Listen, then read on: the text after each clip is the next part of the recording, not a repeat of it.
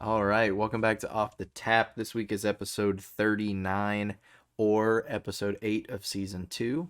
We did look it We, up. we verified this time so that we don't have that little tidbit of we're not really sure because we're 100% sure. Yes, we're 100%. And this week we're doing Back Pew Brewing Company's, is it Satyr Swill? I don't know how, is Satyr? I think it's spelled like, you know how Led Zeppelin had Dire Maker, but it was like pronounced Jamaica? It's Yeah, spelled like that. Satyrs Swill, so, or apostrophe S. So Satire Swill, I think. Of yeah, of which I'm not very familiar or comfortable with the definition of either word. So yeah, me either. Um, but it is a Bach. I do know that. Actually, when I bought this, had absolutely zero idea it was a Bach, even though it plainly says it right on the front of the can. yeah, it's Paid no pretty obvious. attention. I think maybe because the writing is in a different color, but yeah, it's pretty bold. Like I didn't for a second doubt that it was a box, so you must not have been reading. Reading and I writing is went. not a strong suit, huh? I'm gonna be honest. I saw the can in the store and I was like, let's try that. I don't think I've ever had a back pew beer, so Oh, I thought we had. Okay, I want to circle back to that, but first off, not a very attractive can. I don't know what about it was like. Hey, we should try that. Um, I honestly, because of the design of it, how the barrel is like red and white, I thought it was a Christmas beer, but I guess it's not. So that's what uh, drew me to it. I thought we had. I thought I've had one other back pew, um, because it's based out of Porter, Texas, which surprised the hell out of me. I Yeah. didn't know there was enough people there and or space for there to be a brewery. But yeah. So Katie picked up one that was like at, like Kroger on a closeout. It was actually a really good beer. I think it was like a hyper. It's called Hyper Light, Okay.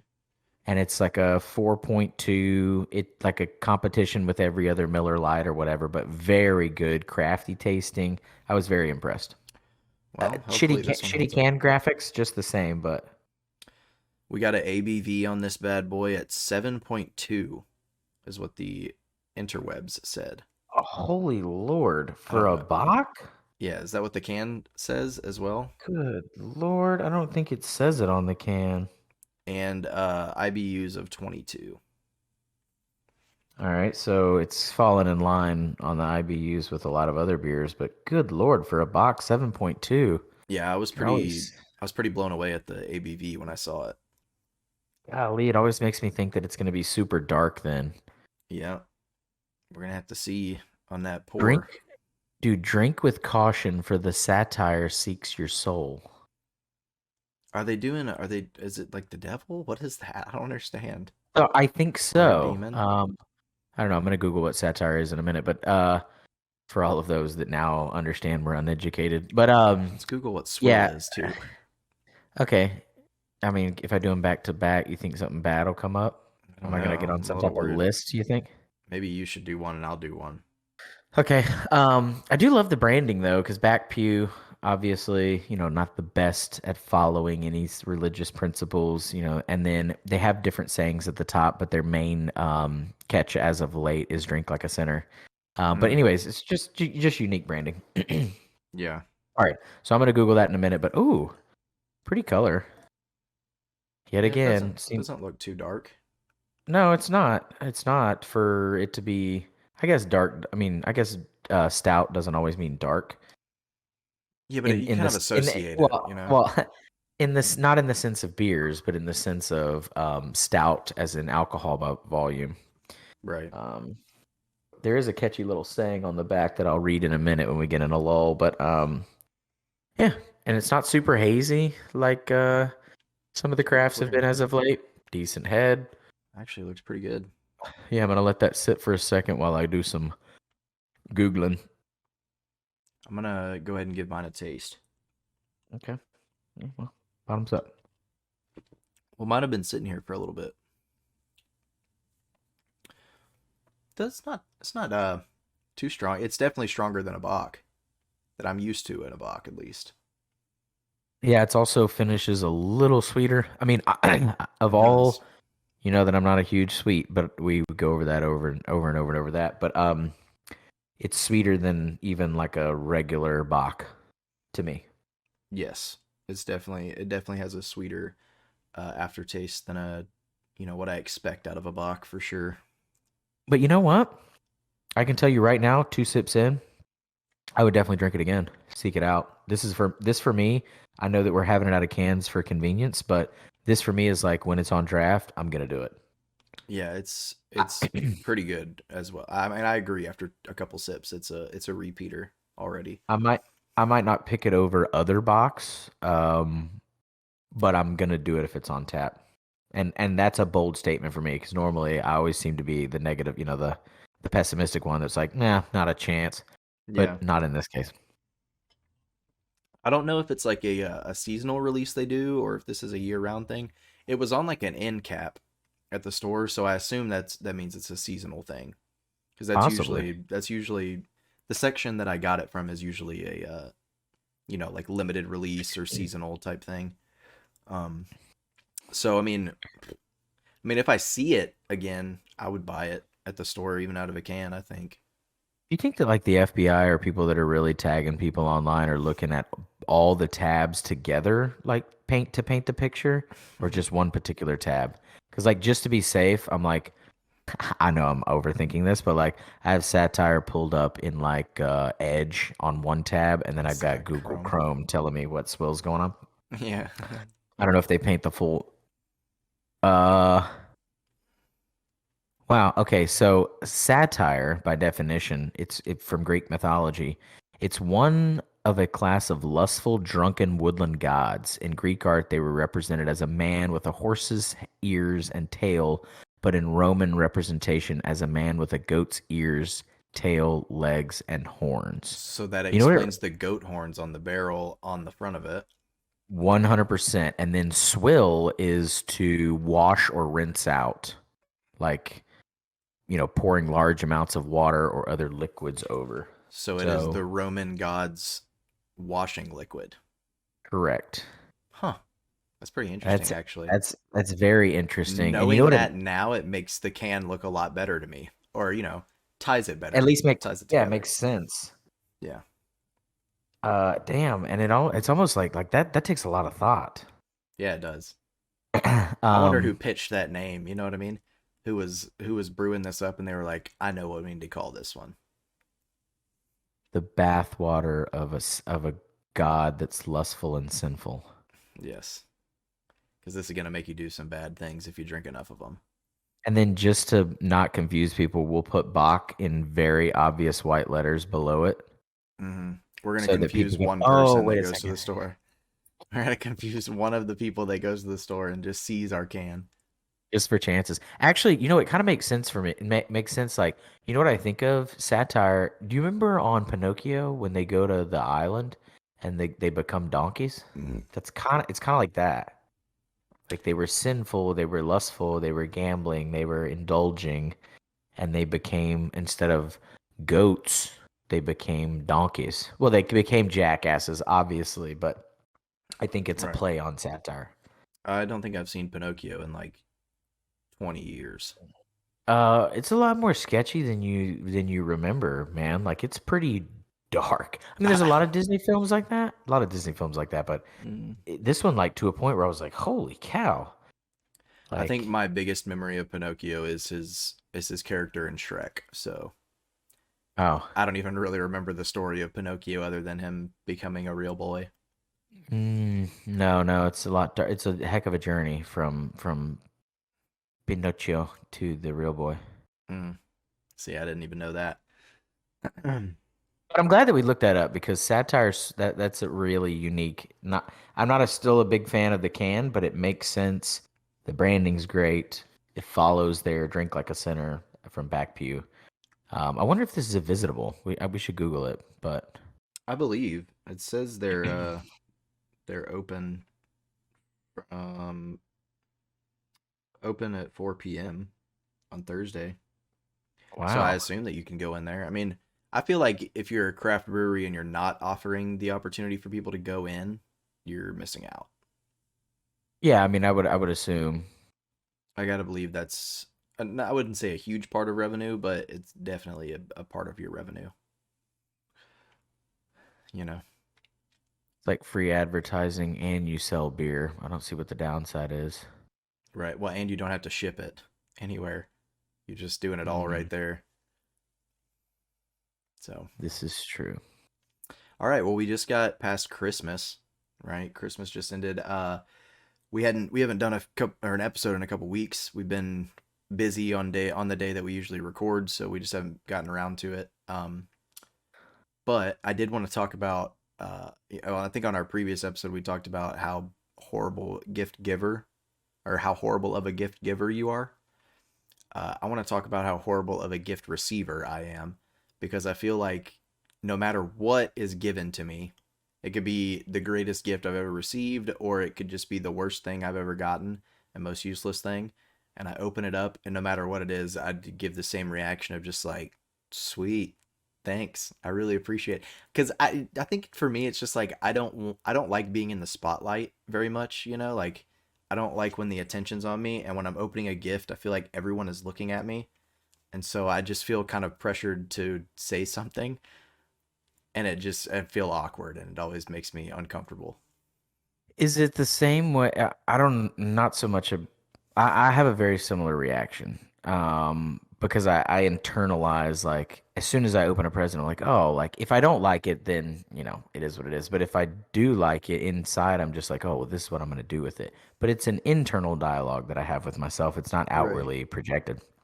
Um, but do you feel the question I was gonna ask is, do you feel that same way whenever you're awarded a compliment? Because I Yes. don't do it as okay, I don't do it as much with gift giving as I do with as gift receiving, I guess, as I do with like a compliment. Somebody be like, "Hey, I really like this about you." And I'm just like, "Well, now this is awkward." You know what I mean? Like, I don't know why I'm pre-programmed to be that way, but is that how you feel when you get a gift?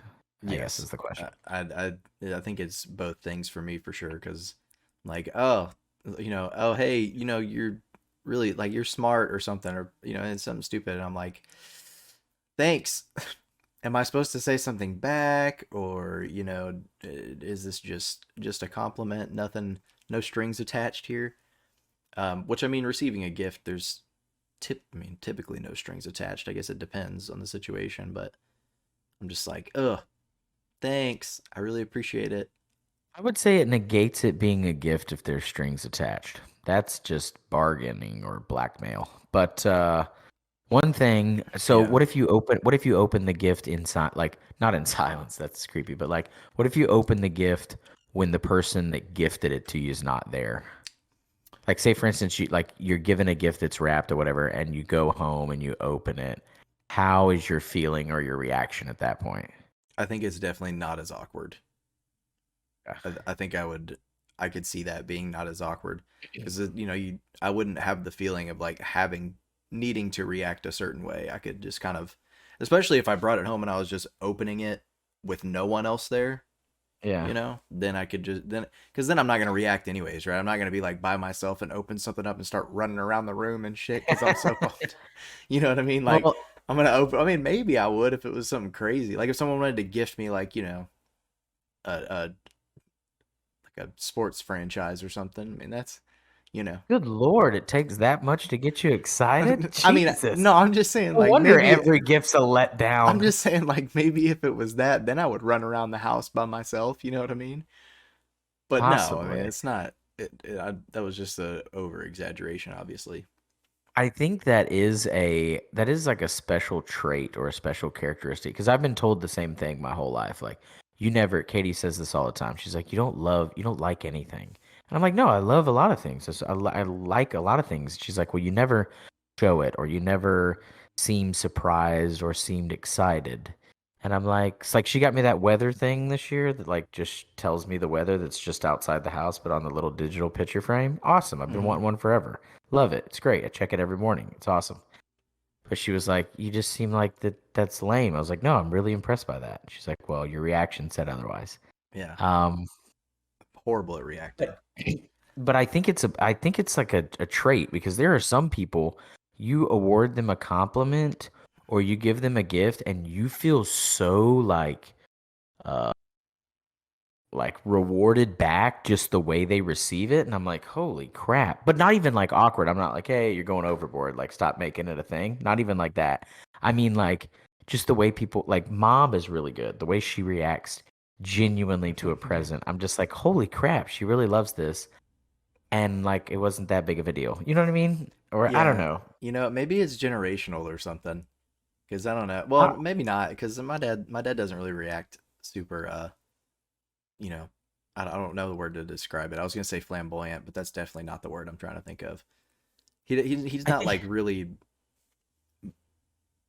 gets super like pumped up about stuff. But mom, she'll open it no matter what it is. She's like, "Oh my god, this is so cool."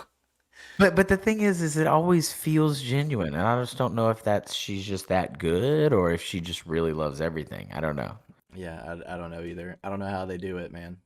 I can't do it. Also, also, I think with some people, it's the discreet follow up afterwards, especially in like today's day and age. Like, Yeah. so you'll give somebody something and like they'll open it and then like the party's over. It's like 3 or 4 hours later, and then they just send you a text. It's like, hey, I really just wanted to say thank you, or whatever. Yeah. You know what I'm saying? And it's because I think they've thought about it and they're out of that awkward moment that you just described. And so they clicks where they're like, I genuinely do enjoy this. I didn't want you to think it's almost them covering their ass a little bit though, too. It's like I didn't want you to think that I was just a POS and didn't appreciate your gift. Mm, I genuinely do. yeah. It's like how do you feel about gift cards? You know, I think I would rather get something, just because like if I, I guess I'm just at a point in my life where like a gift card's great, but like if there's anything I was gonna get with a gift card, like I was gonna go get it anyway. You know what I mean? Right. Yeah. That seems snobbish, but you know what I mean? Like I don't know. I would rather somebody surprise me with something that like I would never think to pick up for myself than like give me a gift card for like something I was just gonna go buy anyway. You know what I mean? Yeah. I feel like a gift card is something that you give somebody you don't necessarily trust with finances, right? Like Possibly because like y- teenagers. right, like you want to give them money or something, but you want them to not spend it on something stupid. You know what I mean? Yeah. So you're like, instead, here's a gift card to a place that I know you like to eat or something. Like go spend your money on some food or um but from my point of view, I'm like, if you're gonna give me a gift card, bro, just give me the $25 in cash plus the $2 that you would have spent to activate the card. You know what I mean? Yeah. Because you're just wasting a couple of bucks that I would have, you know, Well, used for maybe something. maybe they, from their standpoint, don't find you trustworthy. Like you just That's laid could be down it. the definition for the way people use gift cards. Could be Although it. I will say this, sometimes like I don't want to say certificate, that's a weird thing, but like if it's somewhere, if it's to a place that offers like gift cards or whatever gift certificates or something like that, that's nice or whatever that I would never think to go to, then I'm down for that. That's cool. That's like setting up an evening that I'm not planning, but it's kind of pre-planned, which is the part that I don't like about an evening or doing something. You know what I mean? So like I Yeah. respect that. Um, Yeah, real quick. I know that we're not talking about the Hyperlight, but I'm on the website. So by the way, the Bach is a year round, okay? Hmm. And it is a traditional German box. It's high on the drinkability scale, but also packs a punch with its higher gravity. This traditional German lager is on the sweeter side, so even they call attention to it. With a Christmas enjoyed by those who really know what lager should taste like. Ballsy statement. I appreciate them being that bold. I mean, don't get me wrong, it's great. It is a little sweet. They call attention to that and they own it. It does have a Christmas, but they're basically saying if you don't think exactly the way we've defined it here, then you don't know what a good lager is, essentially. Hmm. So they're putting the reputation on the line with that one.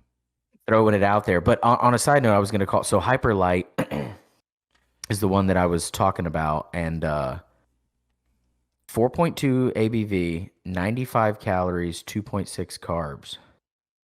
Hmm. So competitive in the Miller Lite / Michelob range.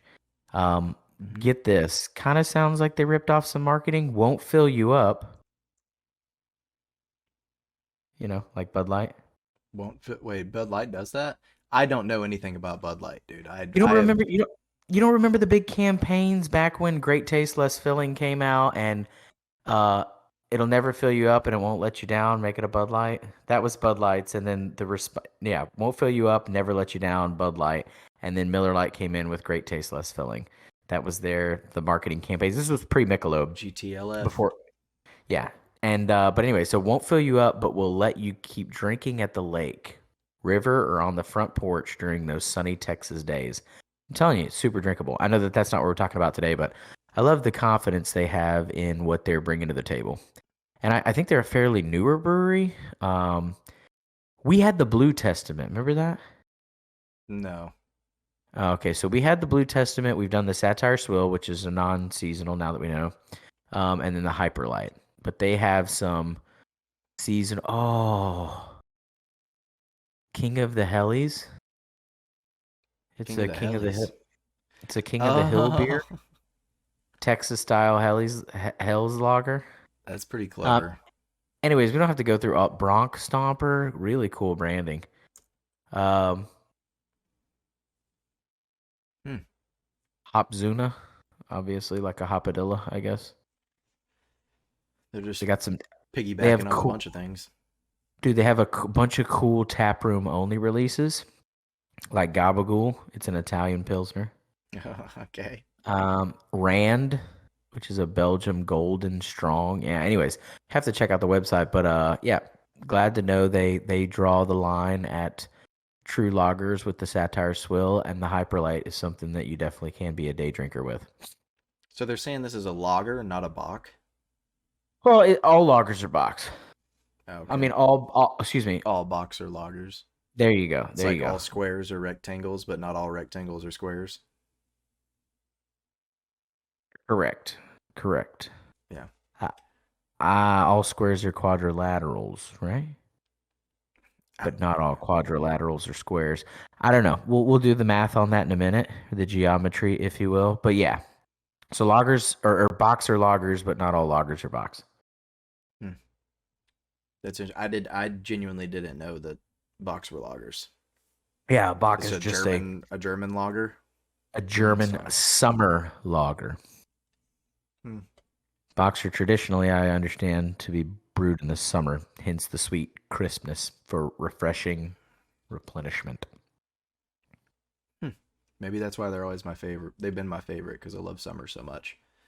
I agree. Some of them, like this one, venture a little bit into the sweetness, but maybe it's the alcohol content that's driving it away. It does have a Christmas too, but it finishes pretty sweet. Some of them tend to get too sweet. That's why I wouldn't say that a Bach is my favorite beer of all time, but I do enjoy Bachs.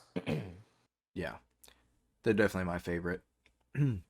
Speaking of enjoyment, right? So, White Elephant, okay, very popular game around the holidays. Um, you know, I think everywhere is playing it now. In fact, I think that you can like kind of like fantasy football leagues. I think you can just like pick up random white elephants too. Like they just have a gathering of people where you white elephant. You know what I'm saying? Like you could play with your buddies in like a private league or a private white elephant, but you could also just Uh, like wild card draw into a white elephant. At like a veterans organization or a retirement home or like a bingo hall or something like that. there's only one Um, type of person that does that. That's the person that goes in to win. oh yeah, for sure. So that's the thing. There's three types of um in my opinion, there's three types of white elephant approaches. Also, let me call attention. I think we talked about this, but let me call attention to like there's a common theme, and I don't know if it's just me because you do it too, but there's a common theme that comes out, or at least it has in every single episode thus far. Like we tend to break things into like three categories and then approach it from all three of those separate angles. Much like this is our equivalent. This is the show's equivalent of David Letterman's like top 10. Like Mm. he had a top 10 every night of whatever it is, fill in the blank. And I find that we've kind of pre-programmed ourselves to take every subject matter, break it into a couple of different groups, approach it as those groups, and then move on, right? To explain our point. I think that's the Yeah. most well-rounded place. So my thought process on White Elephant is there's kind of three groups or three mindsets as you walk into, whether it's a family event or if it's a rando, fantasy type situation. One is you have the it's all straight spoofs. Like it's the ugly gag gifts. It's the very inappropriate, to have some late middle age to late aged female just open something that's 100% inappropriate. Like that super quiet, like teenage boy open up like edible underwear, like whatever the situation may be, right? You've Right. got the straight gag gifts, right? Or just something stupid, airbrush t-shirts or something, whatever. Yeah. Right, just and everybody's just like each one that's opened is like the more impressive, like you're one-upping each other, but silently in the room while this is happening. A lot of Mhm. thought goes into these equally to the next category. The next category is those that are coming to win. They really are die hard about coming home with the best gift of the lot. So they bring something that's of quality so that they present the allure that there's a better gift out there, but ultimately they're there to wreck house. They're there to clean, baby. They want the high end, most valuable, most badass shit that's coming out from underneath that tree. Okay. A lot of times they're making their decisions based on the quality of wrapping, right? That's just that kind of group. Right. See what I'm saying? Right.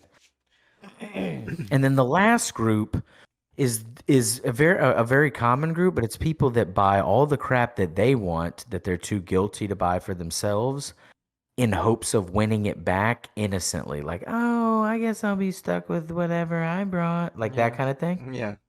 Um, so that three distinct groups, right? The people that are just there to have fun or make people awkward with what they brought or open, or even, God forbid, they have to explain it to folks. Like there's that group. Then there's the people that want to win. They bring good gifts, but they bring them so that they can decoy and get stuff that's better. And then there's the last group that just feels guilty about purchasing for themselves. They buy the good shit and then they win it back so that they don't feel so guilty, right? And here's the Mhm. thing. So that's the three groups. And they're all fine and dandy if every single person in that room is programmed to the like, okay? They're It's almost like, how a Mexican combination menus you can like pick and choose your two options. Right. Okay. There's certain ones you can mix and match and certain ones you cannot. Okay. Right. It's like you can get a burrito with fries, right? That somewhat makes sense, but like you can't go out and get like a burger with refried beans and rice. That's just weird. That's 100% correct. And so let me give you an example of burgers with beans and rice as a side. You can take you cannot take the people that are serious about winning and mix them with the folks that are only playing gag gifts, right? Yeah. Because then you got somebody bringing, you know, a high-end rechargeable vacuum cleaner. Hmm. And meanwhile, everybody else is opening up, you know, toys that make farts or stupid gag yard games or blankets with the middle finger on them or something like that, right? Right. They cannot win. In their mind, they cannot win because they brought a gift that was awesome. It's like, 50-yard line tickets, and meanwhile they're swapping those for like a bunch of silly string that smells like farts. You know what I'm saying? Like Yeah. they're not going to win. Yeah. Can't mix those two groups. You also cannot mix the group um, of people that want to win with gag folks either, because there's a high chance that somebody's going to keep the good gift if they brought a a gag gift, okay?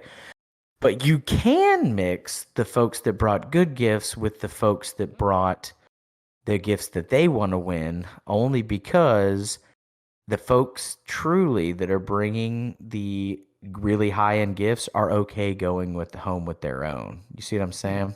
Right. So it's a weird dynamic, and the terrible part about it is you don't know how each person is programmed until you get about 4 or 5 gifts open, and Yep. then you start the true colors come out, right? They just slide the comments, hey, I thought that the limit was $35, right? Right. Or, Yeah. or whatever, right? Just the nonchalant. Oh, that's super funny.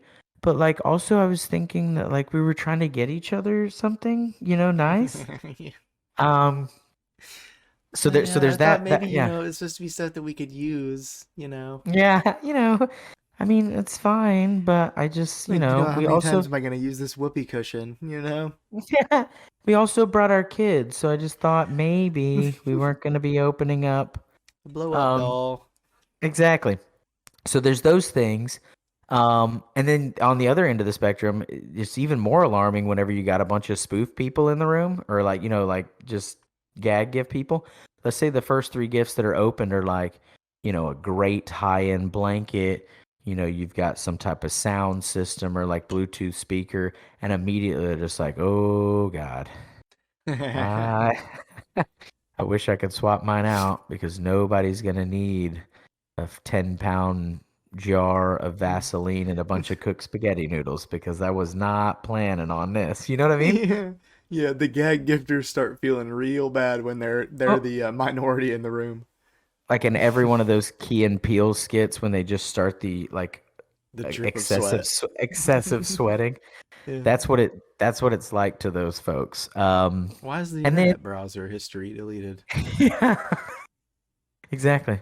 Maybe, sometimes when it goes through updates, it just goes ahead. Just dripping Um, sweat.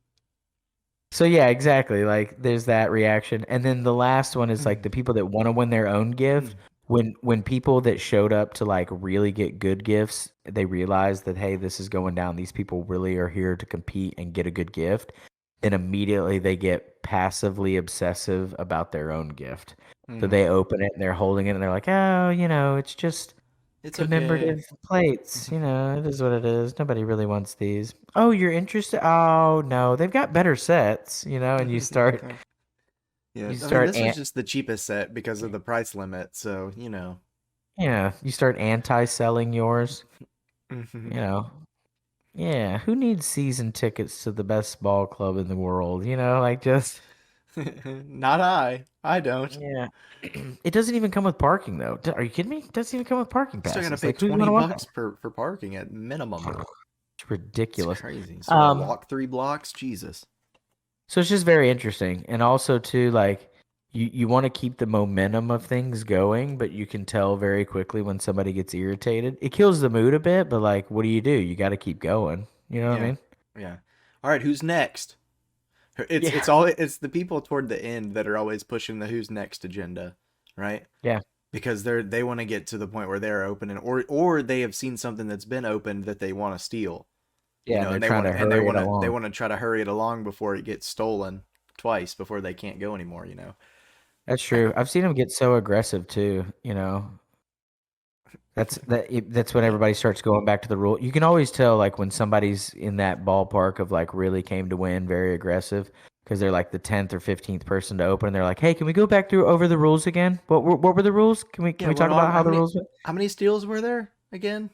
So it's 2.5. Like you already touched it. You got to open it. You already touched. That's the rules. You already touched it. You already Yeah. picked it up and touched. You can't look at some. No, you can't look at somebody else's gift. You already touched it. It's like in chess. Once you make your move and you let go of the piece, that's it. Which I'm not even quite sure is an actual rule, but at least in White Elephant, when you get to 10th, 12th opener, 10, 12 beers deep, that is the rules Oh for yeah. some reason.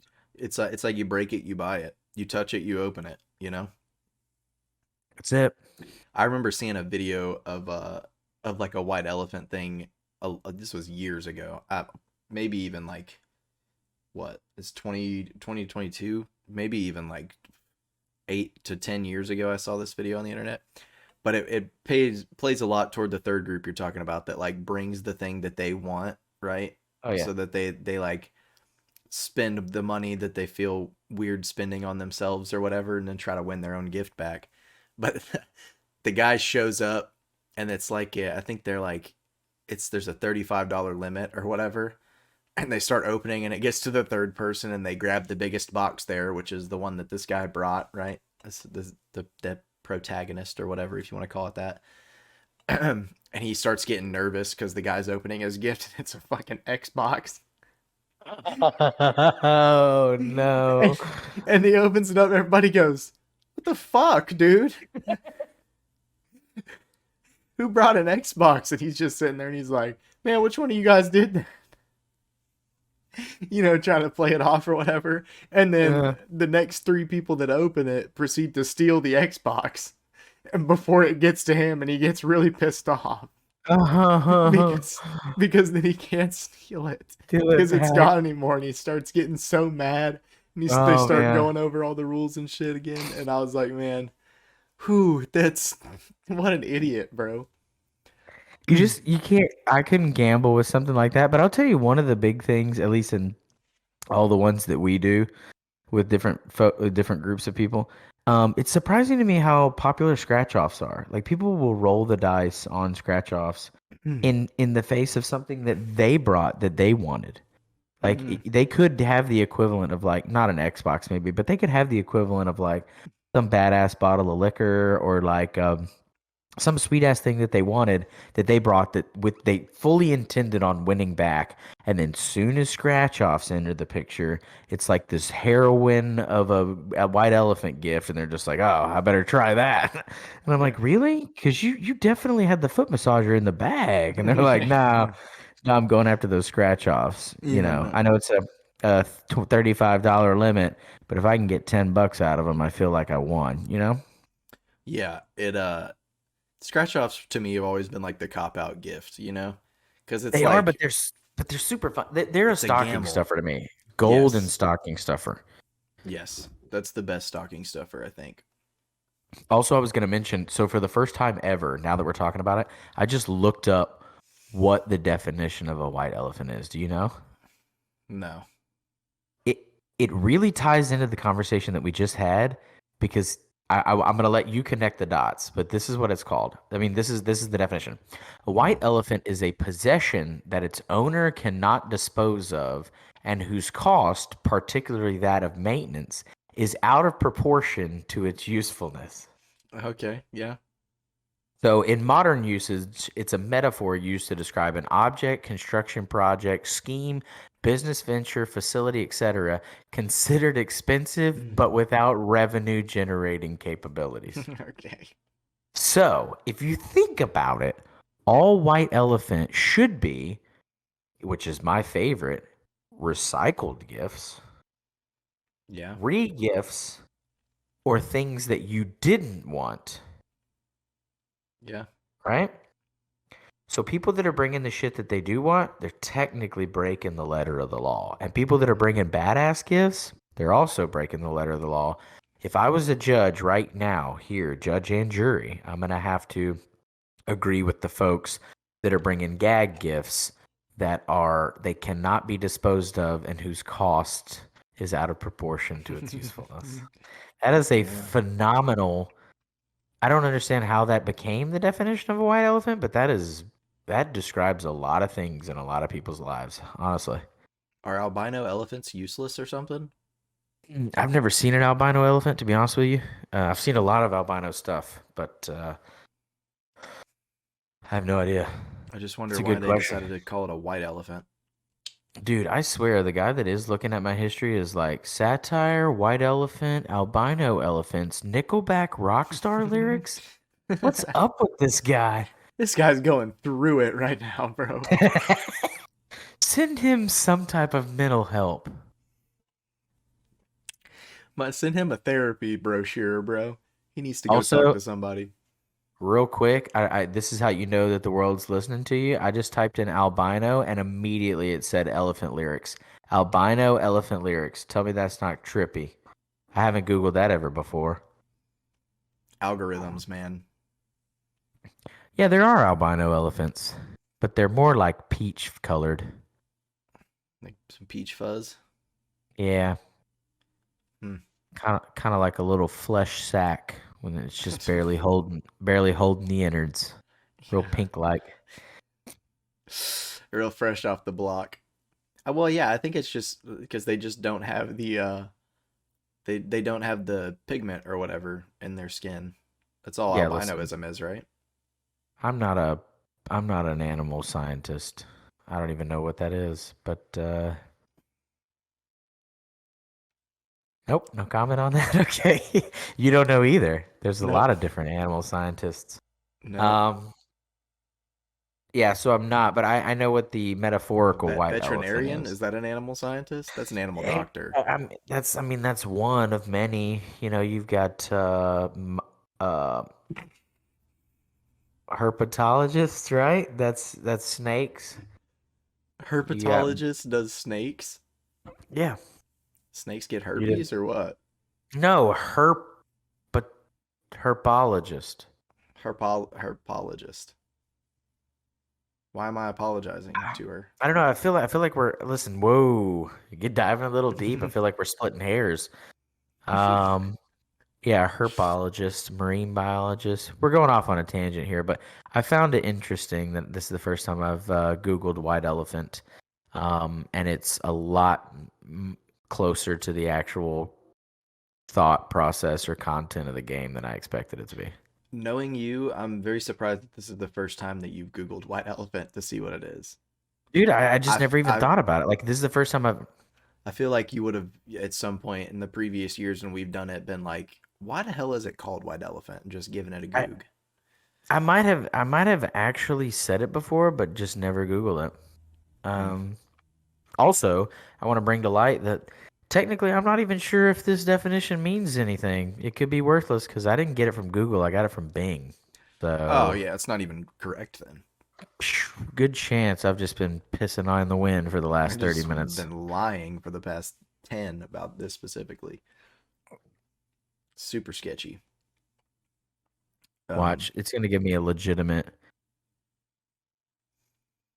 about to get a Webster's dictionary definition from Google.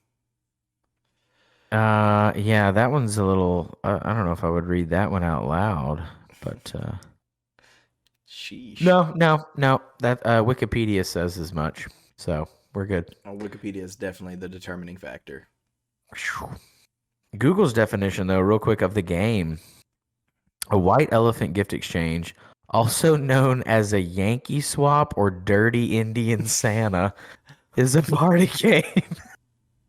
Cool, bro. What? They just bit it all off at once and were like, chew it or not. You got to read through it. Bro, Yeah. what? Yep. The goal of a white elephant gift exchange is to entertain partygoers rather than to gain a genuinely valuable or highly sought after item. Okay. So we've settled the debate now. One, bring trash that you can't get rid of. Two, it's just to entertain the folks in the room. You cannot go in with the intent to win. And then three, it's just for fun festivities. Yeah, that makes me feel a little bit better now. Now I'm not going to be so stressed out shopping for it. I feel Yeah. like I I need to mean, get something useful. the only stress that I normally have is like trying to nail exactly on the head the dollar restriction. Hmm. Because I feel like You don't I want to never want to. underspend and be that guy. Yeah, you don't want to underspend and be that guy. Unless you're regifting, like if you're bringing, like there's certain gifts I think that are worth a replay every single year. That person Hmm. should just bring. They just suck that bad.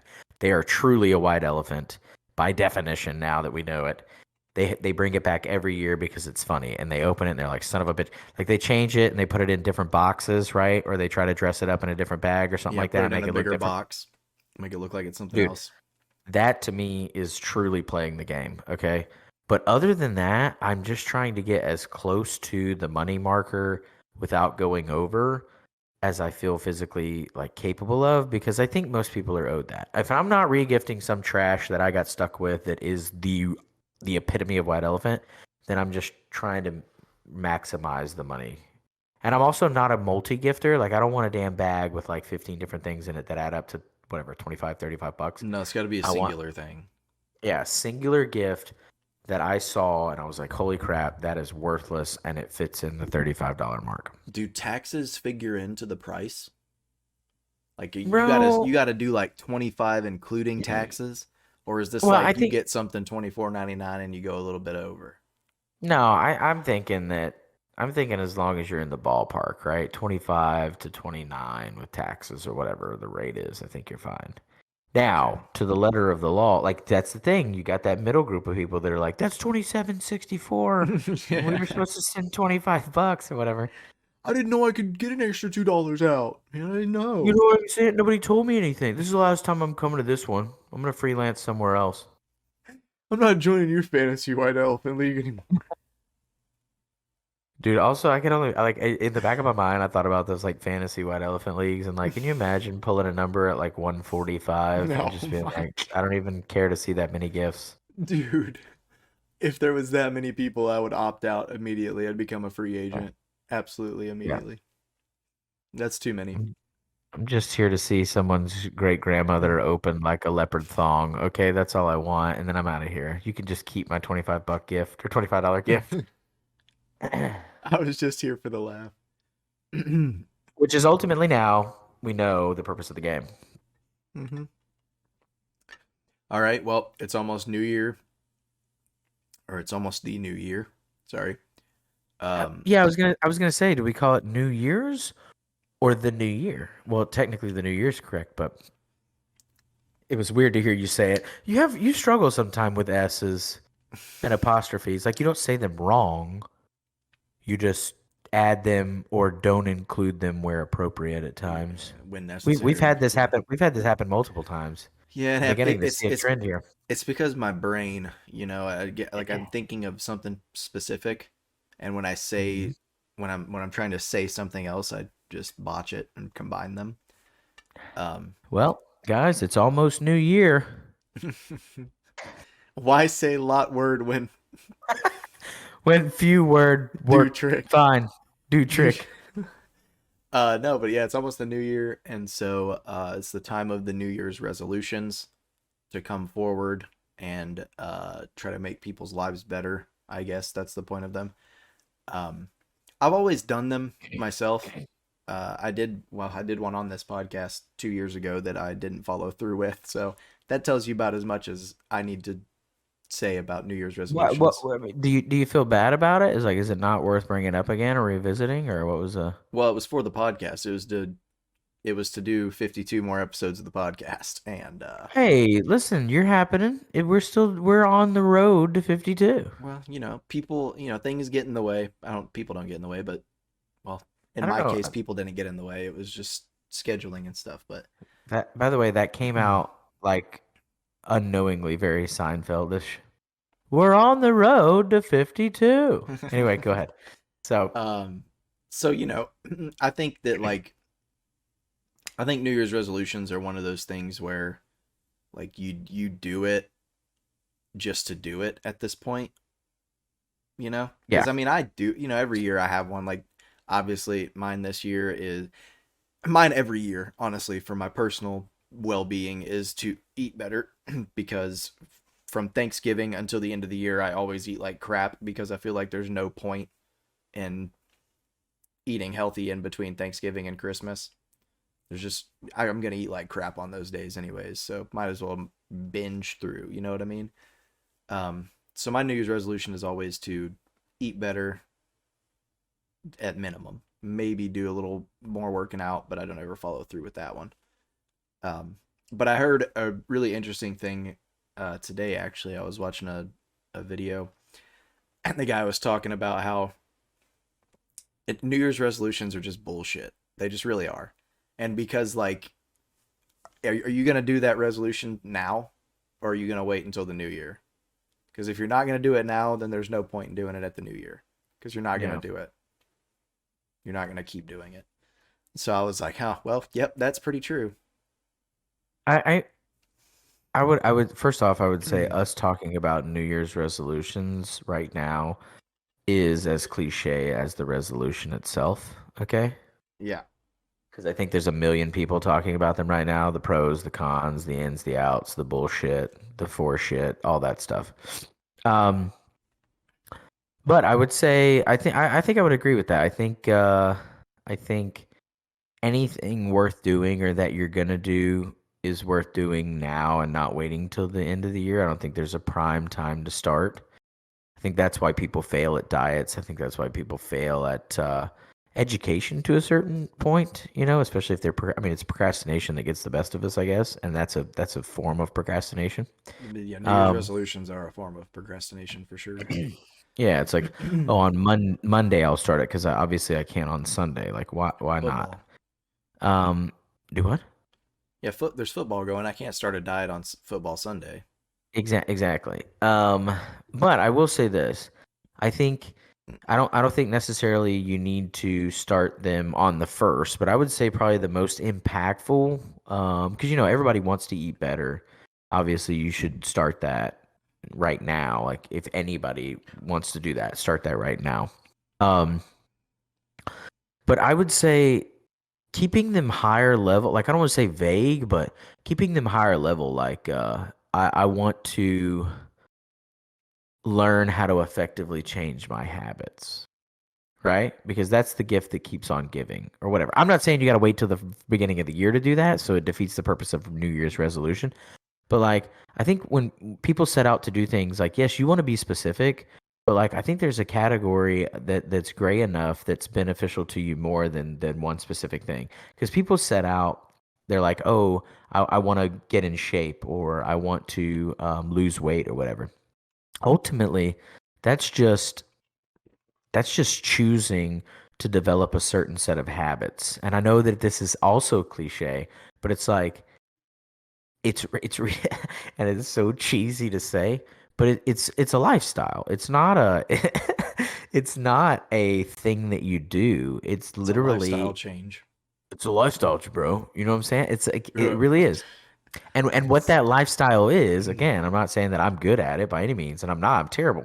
But what that lifestyle is deciding to effectively embrace a mentality to change your habits. So I think that's a like that. That's one that I don't think people focus on. You know. Also, back to how you started. I'm going to ask this question: is the resolution? You said the I can't remember exactly how you phrased it, but you said a New Year's resolution is to for people to do better for themselves or for people to do better things.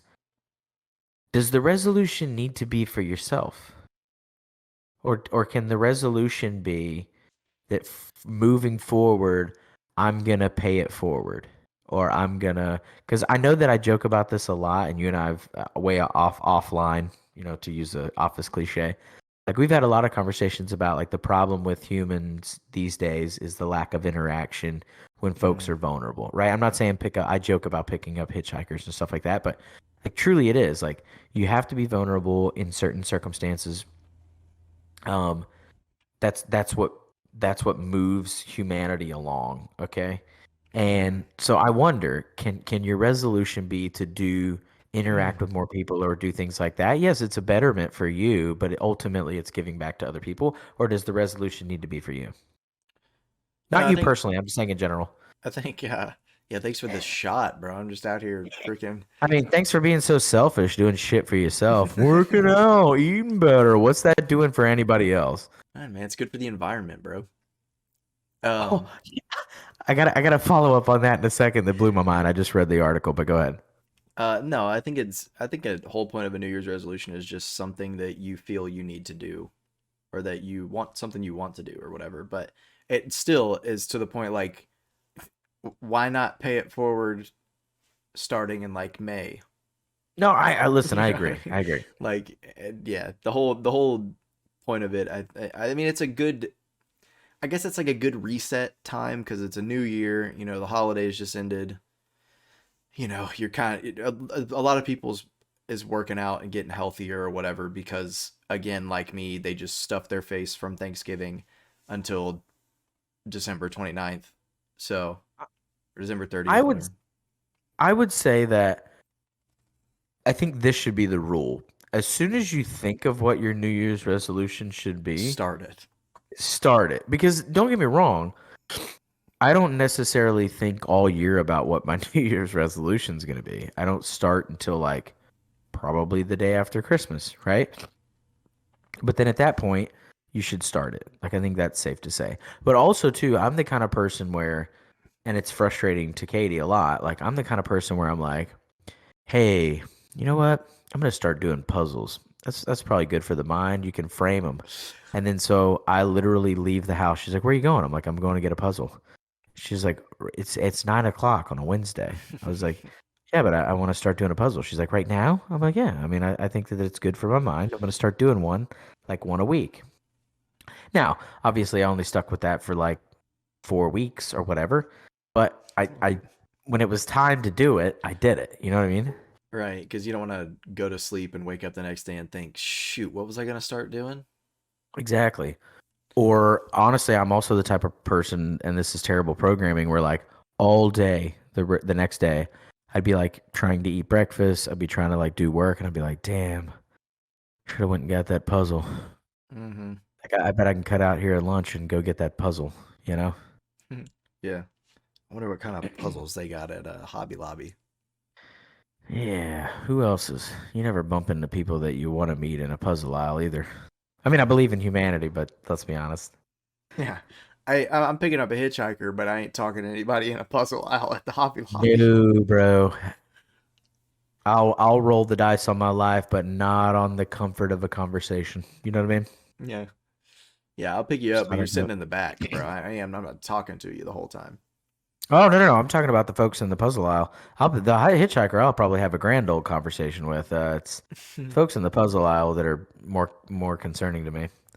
Take a stab wound rather than a conversation with a puzzle fanatic at the That's Hobby right. Lobby. I don't want to know about the artist. I don't want to know about the covering of the pieces. The best way to, do we hodgepodge it? Do we Elmer's glue it? I don't need to know that. Don't need to I'll know. take my chances with a razor blade from a dirty set of fingernails. There was I don't something know you why. said you wanted to come back to real quick. Oh, okay, quick. Yeah, good segue, brother. Um, Yeah. yeah, so I also want to apologize for stereotyping every hitchhiker. Um, but no, I read this. I didn't read the whole article. This is what makes it hilarious. Like I just saw the little like highlight on I think it was whatever Apple's news is. What is that? Apple News. No, it's not Apple News. Like whatever they're, when you swipe right on your phone. Anyway, um and it just said bicycles. This was the headline.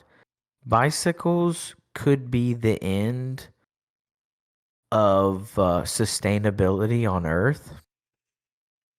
And I was like, I don't even know how they could math that out.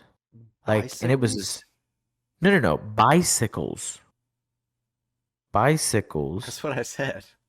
Oh, I thought you said icicles. I was like, I don't know how that comes into play. No, No. like bicycles are the end of sustainability challenges on Earth, like in a negative way. And I was like, what?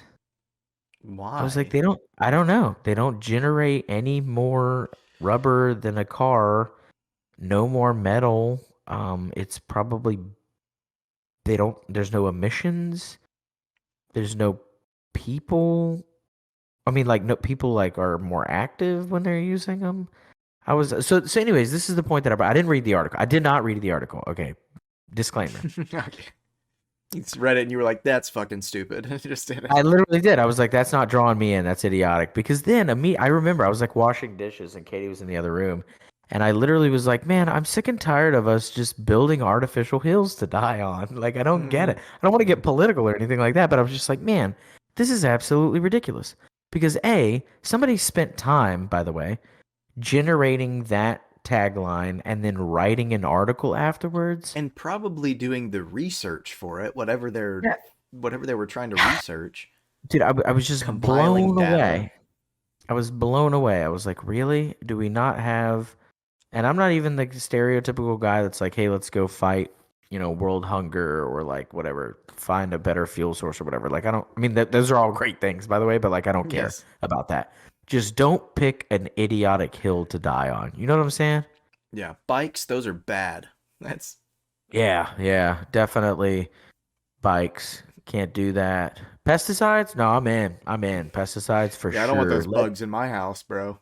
Yeah, I'm all down on that. I don't want bugs or bikes in my house. That's crazy. You know, arms dealers, I give or take. Send them back. But oh, touchy.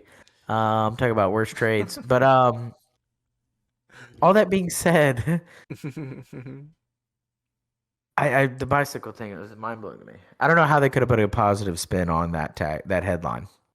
I don't know how somebody like I would like to see, like how you get like click data. I'd like to see how many people actually opened it and read it. You know what I mean? The sheer physics of it are mind-boggling. I don't get it. Like if anything, could have been a positive argument. Yeah, I don't quite understand that. uh, we are at the end of the episode, so it's time to rate the beers. And so now we bring it back to what everybody came to listen about, and that is Yes. You know the how beer it itself. you know how it go. You watch listen to the first 10 minutes and then skip to the end, bro. You don't even listen to the body. You don't need the Yeah, body. it'd be helpful on like the YouTube videos if you could put like what do they call those things? The Like segments or what, or not yes, segments, but you know what I mean. segments. And like right as we open up, you could just be like, for results, skip to 1 hour and 1 minute or whatever. Yeah. Yeah. All Watch right, the so hold on, let first me 10 get minutes to learn about the beer and then watch the last 3 to see how they liked it. except for in the occasional episode, you'd have to be like, check minute 34 and 26 seconds for plug on website. Yeah. By the way, Uh all unsponsored, but balls in your court, back pew. hey, I'm just saying. I'll read through mine right quick because I have it pulled up. I had a 4 on entry, a 3 on aftertaste. I was a little the fruitiness on the aftertaste threw me off a little bit. 4 on body, a 5 on color. I thought when you poured it, it looked very good. Uh, I actually yeah have it as a 5 on bitterness as well. I don't think it's too bitter at all. Yep. Um, which I know the IBUs are pretty in line, but I was worried that it was still going to be a little too stout, being that it's a 7.2. So I was a little surprised there. Dude, I mean, you feel it, but it's not I didn't taste it, if that makes sense. You know what I'm saying? Yeah, you don't like taste the stoutness of it, but you do Yeah. get the buzz for sure. Yeah, you feel it, but you don't taste it. I have a 3 on acidity again because of the fruitiness on the aftertaste. Uh, and a 5 on fizz because I was getting some good burps out of this one. So I'm glad that's how we've decided to describe fizz. By the way, Yeah, that this makes it so that's much better. that's fine. So now we can change our closing line, but I'll work up something in the next 34 seconds. Well, let's be honest. If I'm going to describe my score, it's going to take longer than 34 seconds, but you guys know the drill. So what'd you get for a total call out? 29. So still pretty solid. Damn, dude. Honestly, I walked through this when we first tasted the beer. My MO is I take 2 sips and I put down, what do they say? Your first impressions are the best. Yeah, one bite. I Everyone take knows the rules. one of my everyone knows Two the rules. two sips. Everyone knows the rules.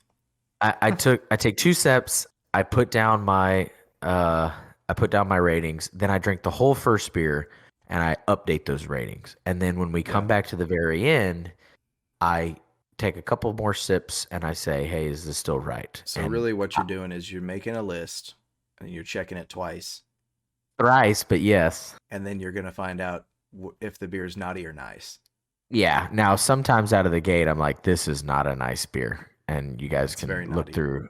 Yeah, very naughty. Well, more like straight trash. But um, Yeah. so, anyways, on entry, I also had, I like the entry. I had a 4.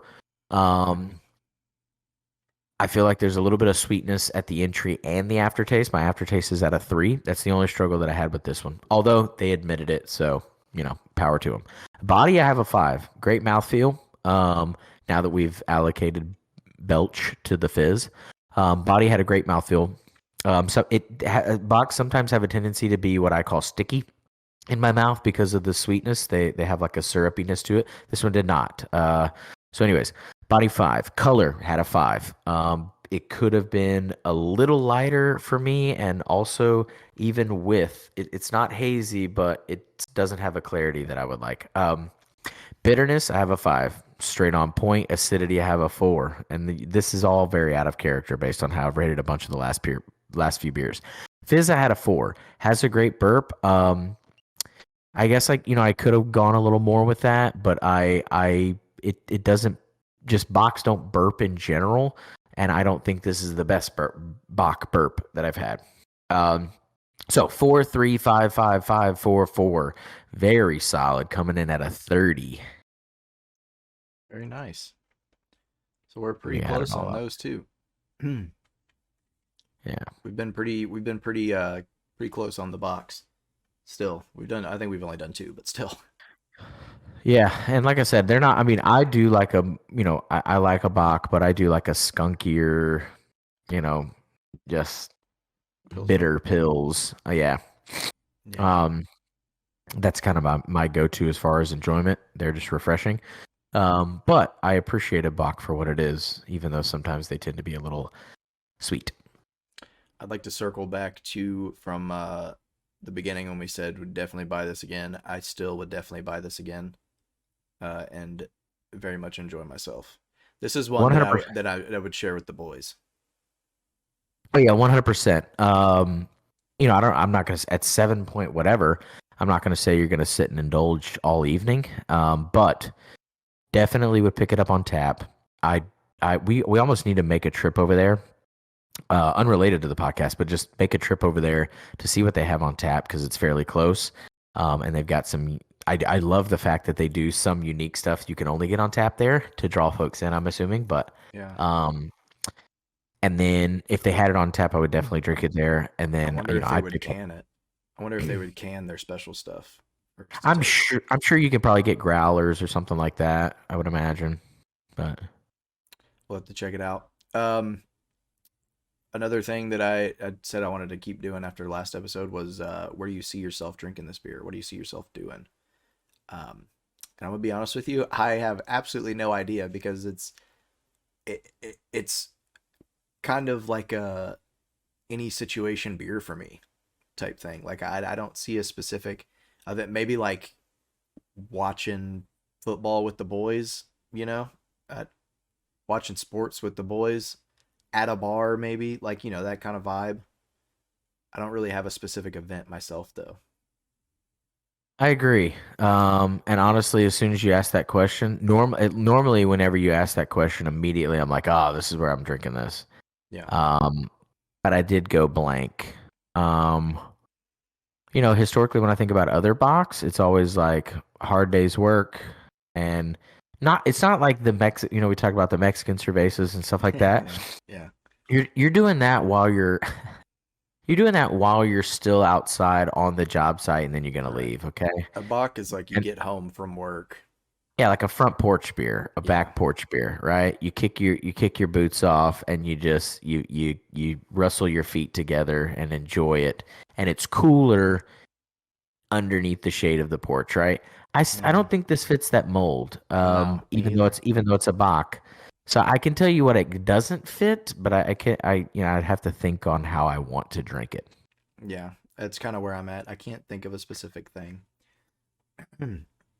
But we are at that point in the episode where I'm going to tell you to go follow us on socials on Twitter at Off the Tap Pod and on Instagram at Off the Tap Podcast. And be sure to interact with us on Twitter. That's where we do most of our stuff. So 100%. I will. I promise. I've only said this 8 times now, or yeah, 8 times or nine. Yeah, 8 times now. I will get a Twitter one day. But now that we have established that fizz equals belch for us, I'm gonna say don't forget about the fizz, but believe in the belch.